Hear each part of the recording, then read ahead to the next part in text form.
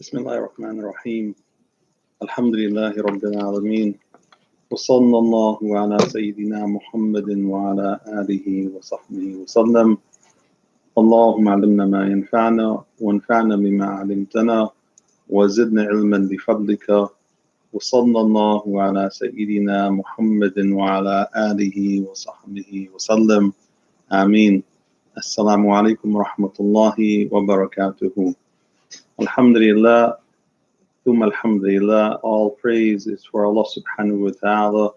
Definitely and indeed all praise is for Allah subhanahu wa ta'ala. Alhamdulillah, we are now in day 5 of the blessed month of Ramadan, and so we will be covering juz number 5 of the Quran. And juz number 5 of the Quran encompasses Surah An-Nisa, most of it. So alhamdulillah, we have reached this very unique surah of the Quran called An-Nisa, the surah of the women. It's called the women. Alhamdulillah. And from the very essence of this surah, the very beginning, the very first verse of the surah, when you read it, you would understand what this surah is going to entail or what it's going to talk about. Over 1/3 or close to 1/3 of this surah talks about the family and the issues that have to deal with the family and the issues that have to deal with relationships that happens and relationships that we have in our community, within our societies. And it talks about children, it talks about yatama, the orphans, it talks about husband and wife, it talks about your interactions and so on and so forth. So the surah is 1/3 of it is dedicated, Allah subhanahu wa ta'ala has dedicated to us understanding as people and as khalqillah, as creation of Allah subhanahu wa ta'ala, as human beings. Allah subhanahu wa ta'ala wants us to know how to interact and what to do in those interactions, and how we have to safeguard them, and at the same time how we have to make them prosperous, or how we have to develop them so that they are relationships that we can clearly benefit from. From the very first verse, Allah subhanahu wa ta'ala says, بعد أعوذ بالله من الشيطان الرجيم بسم الله الرحمن الرحيم يا أيها الناس اتقوا ربكم الذي خلقكم من نفس واحدة وخلق منها زوجها وبث منهما رجالا كثيرا ونساء. Allah subhanahu wa ta'ala, He says, O mankind, He addresses all of people. As we mentioned before, Allah subhanahu wa ta'ala sometimes addresses believers, Ya ayyuhalladhina amanu, O you who believe.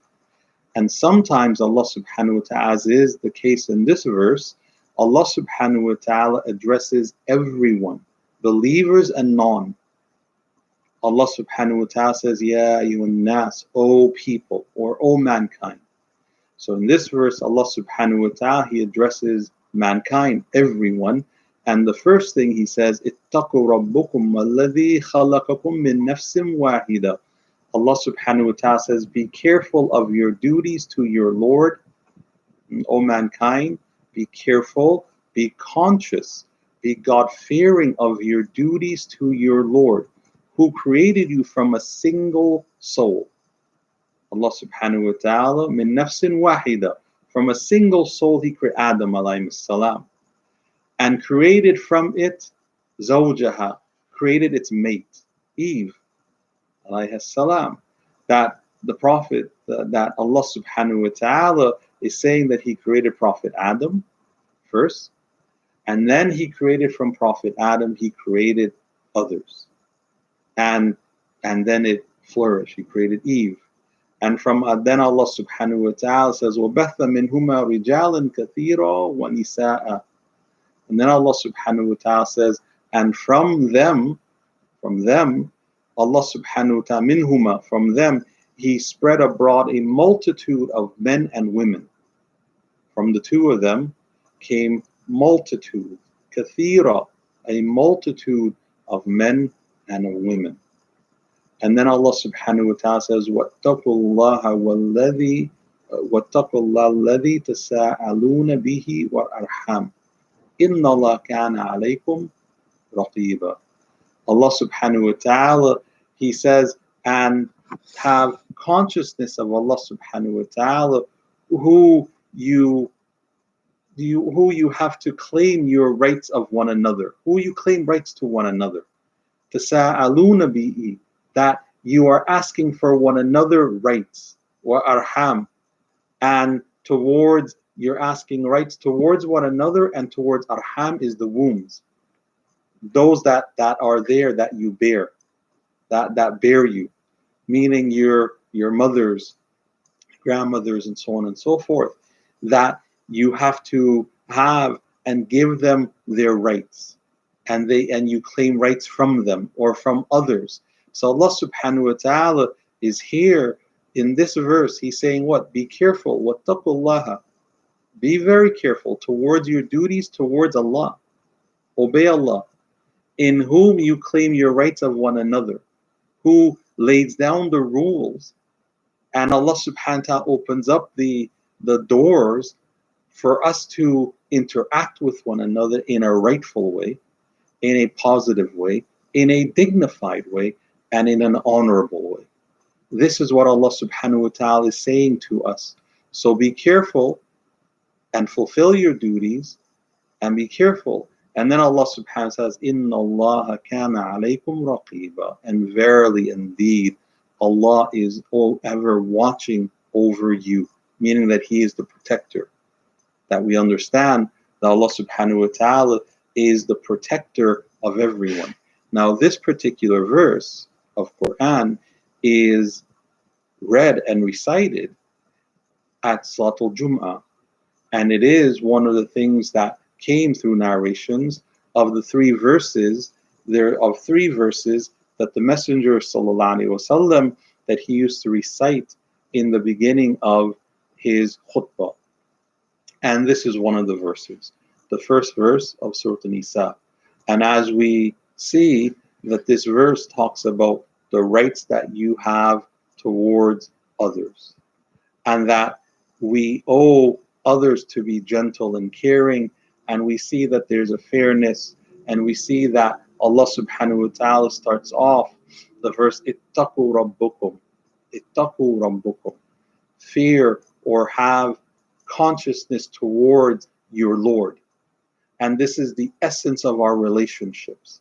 The essence of our relationships, how do we make our relationships sound, is we have to have consciousness of Allah subhanahu wa ta'ala. We have to be conscious of Him. And so those who are conscious of Allah subhanahu wa ta'ala are able then to give the rights that others deserve, and give the rights that others have upon us. That's what consciousness leads to, the consciousness of Allah subhanahu wa ta'ala, so that we can fulfill our rights. Now, in this surah, Allah subhanahu wa ta'ala talks about many things, and there's many themes. One of the themes that is striven in this surah, as is the case in the surah that we left, Ali Imran, is the relationships that we have, or the duties that we have towards the yatama, towards the orphan.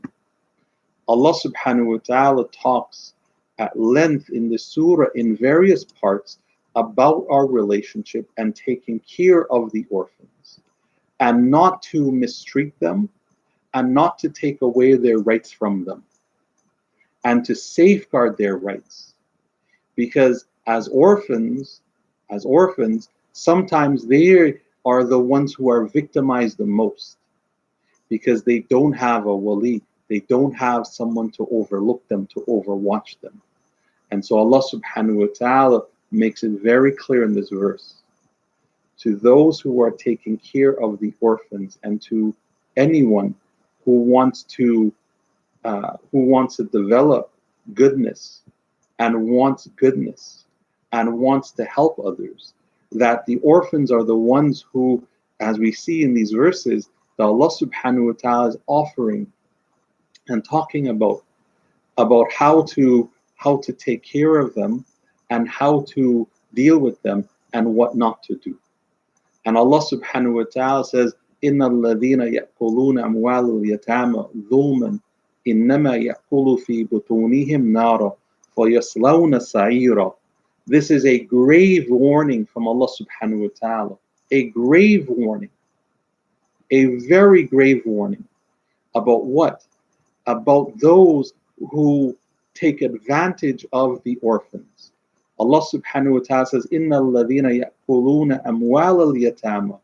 As for him, those who devour, eat the wealth of the orphans wrongfully, dhulma. Those who eat and take of the wealth of the orphans unlawfully or wrongfully, dhulma. Meaning that those who are in charge of the orphans can use their wealth towards what will help them, what will help the yatama. If they have money and their parents left them money or left them inheritance, that the person who is in charge of taking care of them can use some of that money that was left for them, can use it towards them, can use it towards their upkeep, can use it towards their betterment, can use it towards their benefit. But this is a stern warning against who? Those who eat their wealth, devour their wealth of the orphans wrongfully. Allah subhanahu wa ta'ala says, إِنَّمَا يَأْكُلُونَ فِي بُطُونِهِمْ نَارًا. Allah subhanahu wa ta'ala says, they but swallow into their bellies fire. They swallow fire into their stomachs.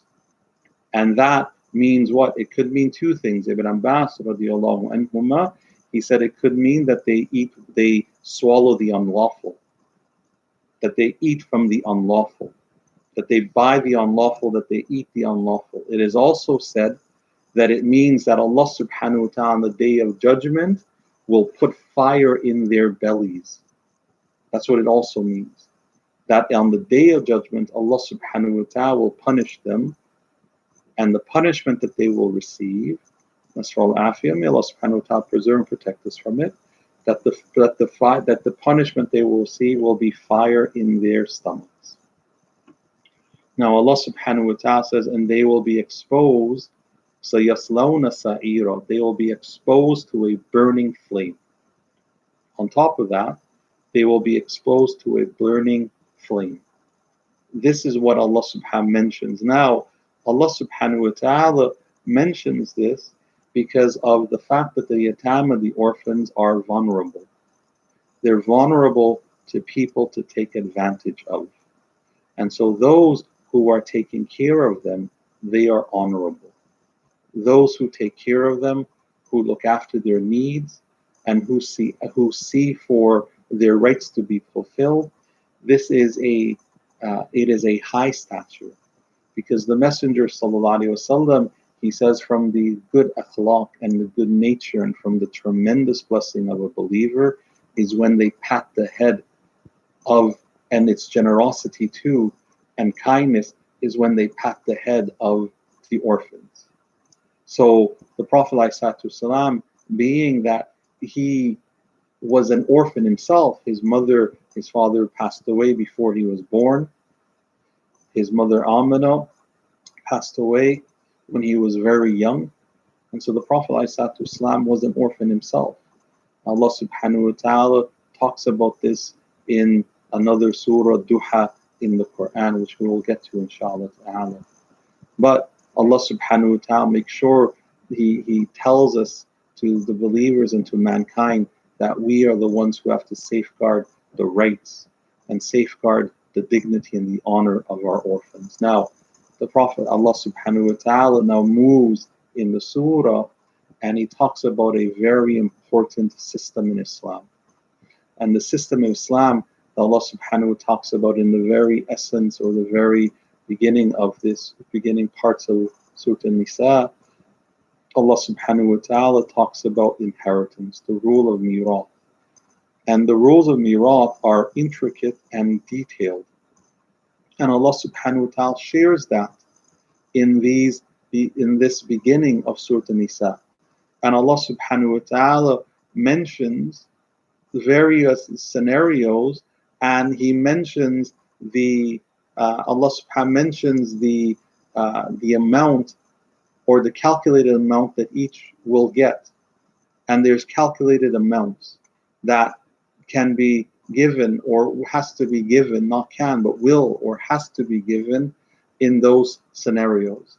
And so let's look at it, because there's a very important point to deduce from the lessons of mirath, from the lesson of inheritance, that when a person passes away, his estate has to be divided Islamically. And the rules of division are mentioned primarily in the Quran. The amount that is mentioned, the amount that it has to be divided, the share that it has to be divided, are mentioned in the Quran, in this surah, are mentioned in the surah. And so let's look at some of the issues, or some of the details that Allah subhanahu has mentioned in the Quran. Now, Allah subhanahu wa ta'ala mentions, يُوصِيكُمُ اللَّهُ فِي أَوْلَادِكُمْ وَلَلذَّكَرِ مِثْلُ الْأُنثَيَيْنِ. Allah subhanahu wa ta'ala mentions in the Quran that Allah has charged you, or expounds to you, concerning your children, concerning the inheritance of your children, that after you pass away, that the male is equivalent to the portion of two females. Now, this is the verse concerning a person, male or female, when they pass away and they have children. And they have children who are males and females. Now, before we get to that point, let's explain. When a person passes away, they have an estate. Whatever they have of property, of wealth, whatever they have, whatever they possess, has to go to the inheritance rules. Now, before the inheritors get anything, there's two things that are taken out. Two things are taken out. The first thing that are taken out is a wasiyah. Is that if the person has designated in their will, or told someone trustworthy, that when they pass away, that they want a part of their estate or their wealth to go to in donation, to go to charity. This is a wasiyah that the person designates before they pass away, that they want a portion of their wealth, and it cannot be more than 1/3. It cannot exceed 1/3.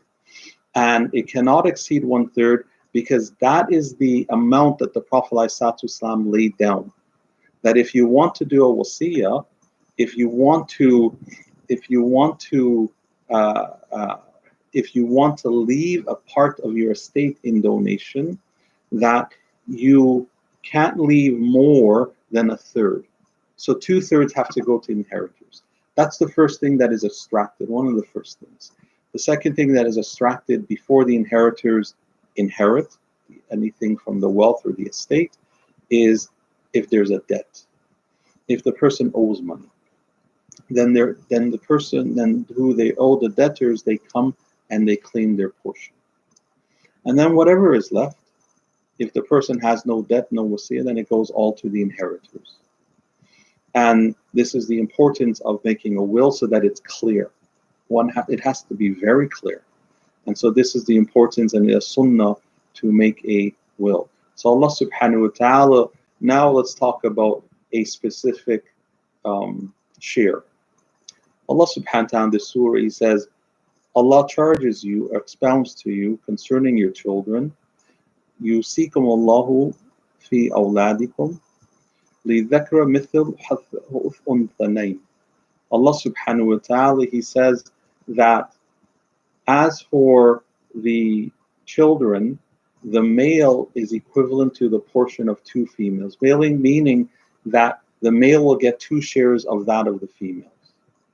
This principle of inheritance has led some people to attack Islam, that Islam is patriarchal, that Islam promotes the men above that of the women, that Islam, look at this ruling, that Islam Why is it that the son will get double the portion of his sister? Why is that?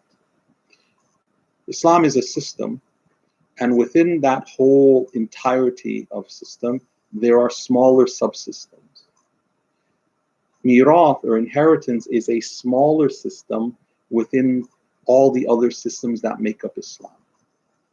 The other systems that make up Islam are the system of buying and selling, the system of ownership, the system of marriage and divorce, the system of taking care of one's family, the system of raising children, the system associated with all of our relationships, the system of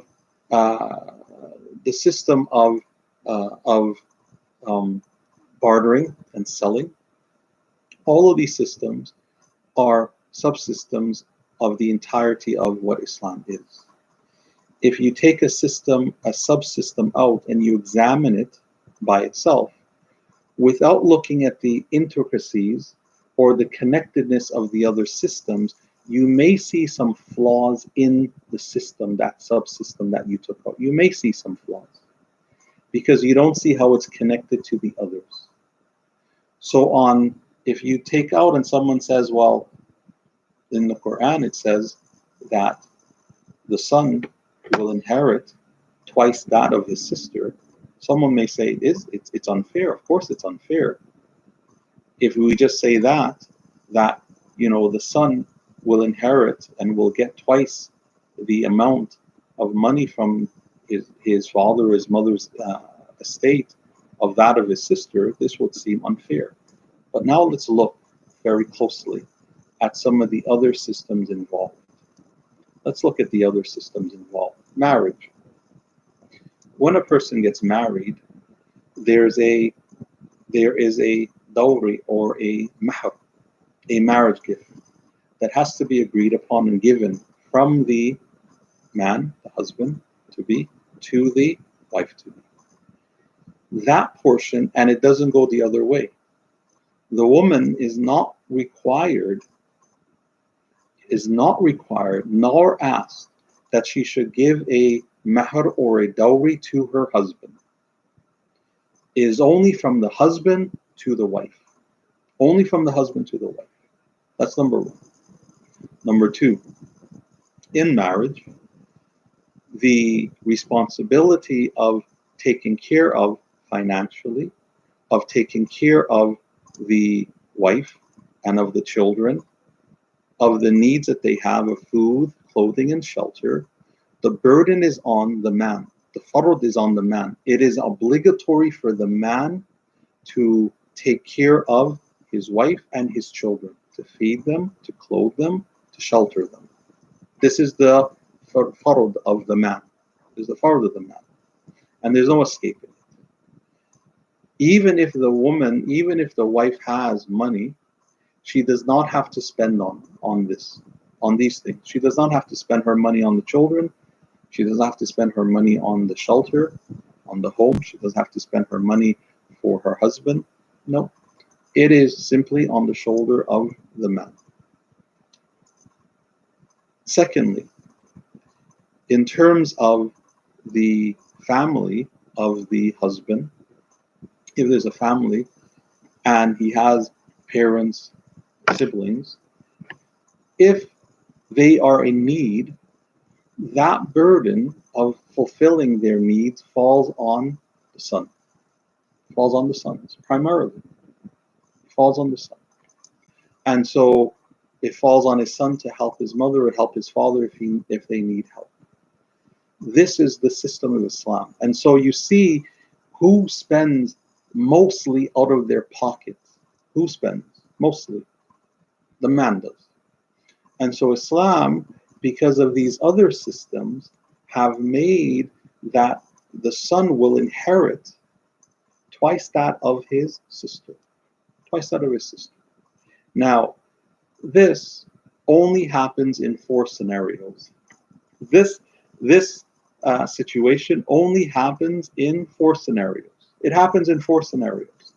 Only in 4 scenarios that the that the son, or that the son is going to inherit, that the son will inherit twice that of the daughters. Now, there's other scenarios. There exist four scenarios, four of them, in which the female will inherit half that of the male. Four of them. She inherit half that of the male. Meaning that what?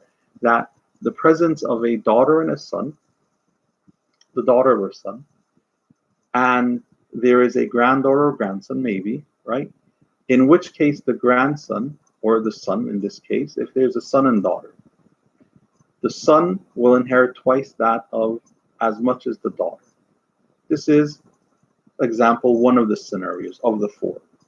Is one of the four in which this, as I explained, that they will inherit, the boys or the son will inherit twice of the daughter. There's 11 scenarios, at least 11 scenarios, where the female inherits the same share as the male. There's 11 scenarios in which the female will inherit the same share as the male. For instance, the inheritance of a mother and a father, with the presence of a deceased son. Their son passes away, so Allah preserve our children. Their son passes away and leaves inheritance. The father and the mother will inherit the same amount. Father and mother will inherit the same amount. Both father and mother will get 1/6, while his son, meaning their grandson, will receive the rest of the estate. But as you see, the female in this scenario, meaning the mother of the son who passed away, will receive the same share as her husband, the father. Same share. And there is at least 11 scenarios in which this happens. There's 16 scenarios in which the female inherits more than the male. 16 scenarios, because there are fixed portions in the Quran. There are fixed portions for certain years. There's 2/3, some. There's 1/3. There's 1/6, 1/2, 1/4, and 1/8. 6 of them. Allah Subhanahu defines in the surah 6 portions of fixed portions that inheritors can inherit. And so there's 16 scenarios in which the female will inherit more than the male. They'll have more than the male. This is what is talked about in Surah An-Nisa. And it's talked about, and the ulama have developed the rulings based on the example given. And so don't be fooled by those who want to attack Islam and say it's very patriotical, that look at this general rule, look at this rule in Quran. They don't see the other rules, or they may not know the other rules, and they don't know the other scenarios. And as we've explained, there is depth to the understanding of why the rules are in place. Why the rules are in place. And this has to be understood. Now moving on, Allah subhanahu wa ta'ala in Surah An-Nisa gives a hukm of drinking alcohol. And this command that Allah places in Surah An-Nisa is a command that came before the final command of prohibition of all alcohol, of drinking all alcohol. This prohibition came before that command to prohibit all of it. Allah subhanahu wa ta'ala says, Ya ayyuhalladhina amanu la taqrabu as-salat wa antum sukara hatta ta'lamu ma taqulun. Allah subhanahu wa ta'ala says, O you who believe, do not draw or do not come close to the prayer.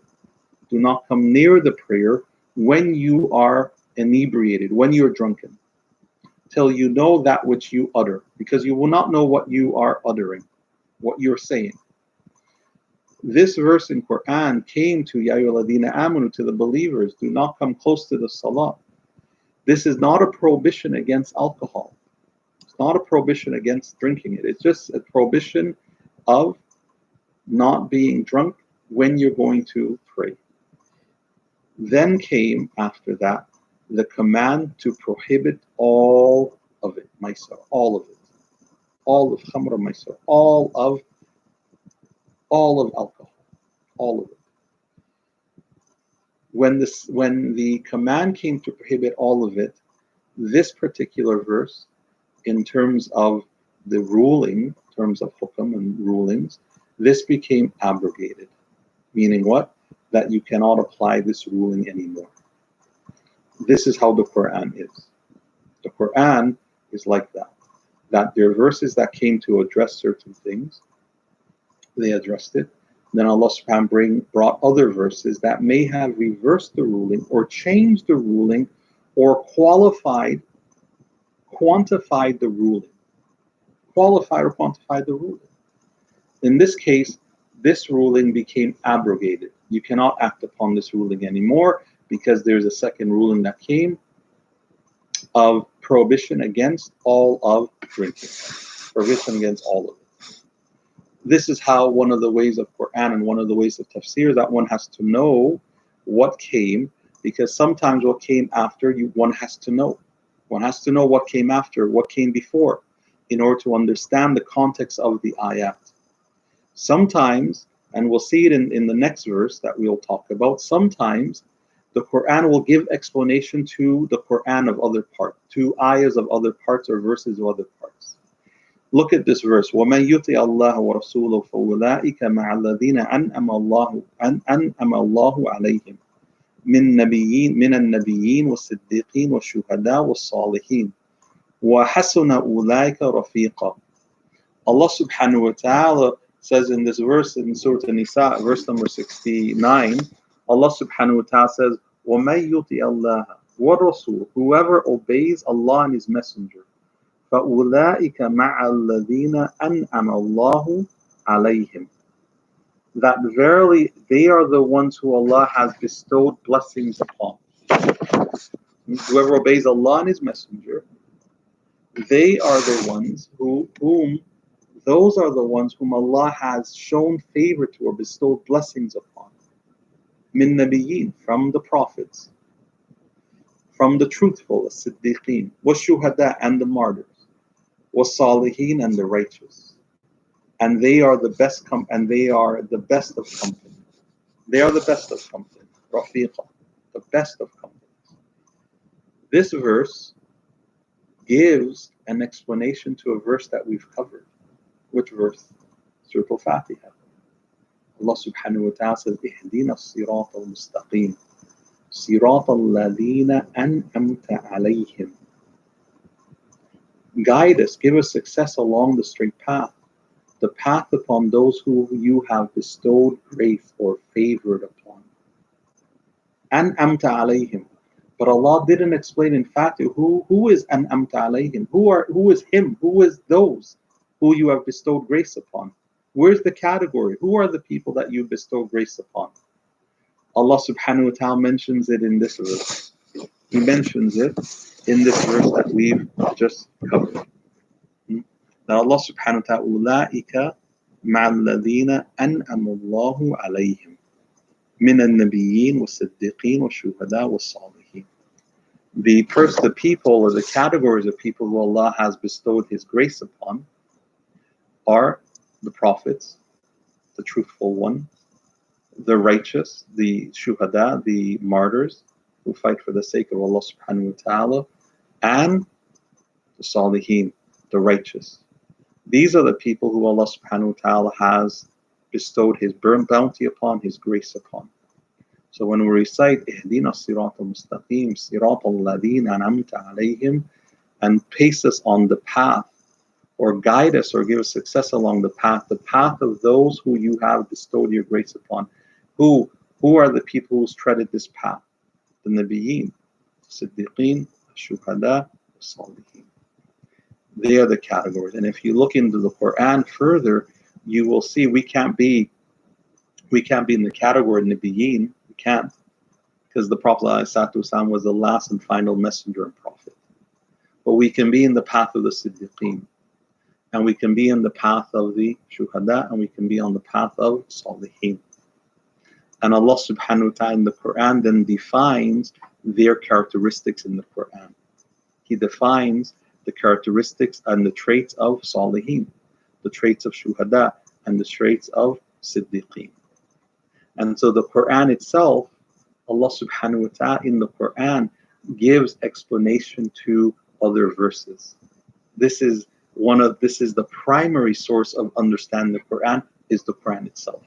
The primary source of it is the Quran itself. May Allah subhanahu wa ta'ala help us and guide us and forgive us, have mercy upon us. May Allah subhanahu wa ta'ala increase us in knowledge and practice of our faith. May Allah subhanahu wa ta'ala protect all of our brothers and our sisters in our community, protect them all, safeguard them all. May Allah help us to understand our deen in the full extent that we need to understand it. Help us to take it, help us to understand it, help us to act by it. May Allah subhanahu wa ta'ala accept our fast for this day. May Allah subhanahu wa ta'ala benefit us in what we learn and benefit us through our actions. May Allah subhanahu wa ta'ala safeguard us and safeguard those who are sick. May Allah heal them and cure them. Those who have passed away, may Allah grant them His mercy, His maghfirah, and His shade. Alhamdulillah Rabbil Alameen. Wal akhir da'wana. Walhamdulillahi Rabbil Alameen. Jazakallah khairan. We will see everyone tomorrow, inshallah ta'ala. Assalamu alaikum wa rahmatullahi wa barakatuh.